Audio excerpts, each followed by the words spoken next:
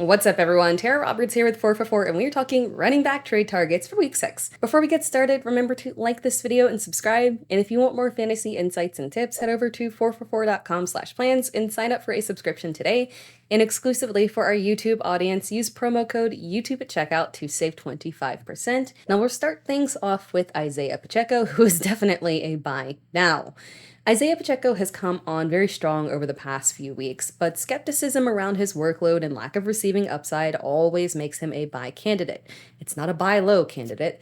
I would like to call this a make your league mate think that he or she is selling high and reap the benefits of a very upcoming running back friendly schedule. The next 4 games for the Chiefs are Denver, LA, Denver again, in Miami. You could not ask for a better schedule. Pacheco is averaging nearly 5 yards per carry. Pacheco just has it. He just has it. And all he needs is opportunity. He's had a minimum of 15 carries per game over the past 3 games with a touchdown in every single one. While he still doesn't really have big receiving upside, he's been getting a few targets here and there and is just 3 receptions shy of his regular season total from 2022. So there is improvement there.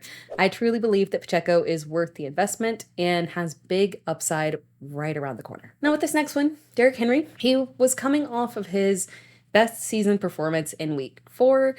And then he came crashing down with just 13 carries for 43 yards, averaging 3.3 yards per carry with 3 receptions for 19 yards. Derrick Henry was outplayed and outsnapped by Tyjae Spears, who had 7 carries for 34 yards, averaging 4.86 yards per carry, plus 1 rushing touchdown and 4 receptions for 35 yards. Skepticism around Henry is growing fast, and fantasy managers are getting frustrated. I know that I am. To be clear, I think Spears' usage does stick, although the touchdowns won't be very frequent, but 5 to 10 carries and 3 to 4 receptions per game does make sense for him. And he's been very efficient with his usage, so this trade for Derrick Henry is not a knock on Tyjae Spears, but I have said this before and I will say it again. A change of pace back thriving doesn't necessarily mean that he will take over for the lead back.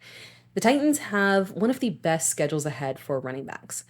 But there's one specific portion of the schedule that I am looking at, weeks 15 through 17, the playoff schedule. The Titans play Houston, Seattle, and Houston. That is wonderful. This is a trade for teams that are 4-0 or 3-1 and don't really have to acquire a running back to win right now. You're acquiring a running back to prepare for the playoffs. If you know that your team is a favorite, start thinking ahead to the playoffs. Now with this next player, after a strong start to the season, James Cook's production has taken a literal nosedive over the past 2 weeks. Cook's week 4 production was saved by 1 huge reception and his first rushing touchdown of the year, but he had just 12 carries for just 29 yards. In week 5, Cook had 5 carries for -4 yards and 3 receptions for 25 yards. This is a fantastic time to catch your league mate who is ready to bail out. James Cook already had the perception of a small back that couldn't handle workload. You can definitely grab him on the cheap here, especially if the fantasy manager that has him is in a rough spot at 2-3 or worse. These have just been 2 rough weeks. Take this opportunity to grab him on the cheap. This is not a Najee Harris situation. There's not someone threatening to take over and producing better than him. Cook is the guy. It is just a rough patch. Now, let's talk about one more guy. Trade candidates don't always have to be superstar blockbuster deals. Sometimes the most impactful trades are small ones, the guys that you're adding on to a trade to kind of even it out. And here's a guy who I think can be an excellent add-on to tack on to another trade that you're doing. Chuba Hubbard. For the 2nd week in a row, Miles Sanders and Chuba Hubbard have split the backfield. Neither one of them has been particularly productive with it. But as we've seen before with handcuffs, the more they start to creep in, the more that backfield starts to get ambiguous and their value increases. In week 4, we attributed the increased workload for Hubbard to Miles Sanders dealing with a groin injury. And while he could still be feeling the effects of that injury, he was cleared fairly early, and this wasn't a game time decision. And it's not as if Hubbard wasn't involved before. He had 9 carries for 60 yards and a couple of receptions in week 1, a 5 reception game in week 2. His upside is limited, but he has been consistently involved in the offense, and the schedule ahead gets much softer. Next week, they play Miami and should be playing from behind, which benefits Hubbard.